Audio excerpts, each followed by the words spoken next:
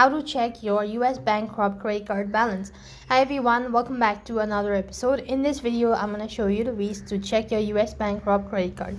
So there are different ways of checking the balance. You have to follow the steps. First of all, you could go ahead and log in into your US Bank account. So go ahead and type in US Bank and then log in into your account. You could also use a web browser. Either way, the procedure is going to remain the same. So type in the credential and log in into your account, and from the main homepage you'll be able to see the balance right on top. So likewise, if you don't have an online banking account, then you could also contact the customer service team and follow the prompt. You need to read your automated system to read your current balance, and you should be able to check your US bank credit card. Apart from it, you could also use the text.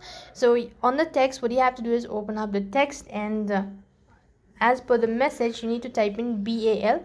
Make sure it's all capital, and next you need to go ahead and send the message at the phone number, that is 872265. You could also go ahead and find it on the Google. So that is how you can change US Bancorp credit card balance. That is all for this video. I hope the video was helpful. Make sure to like, share and subscribe to our channel. Thank you for watching. See you in the next video.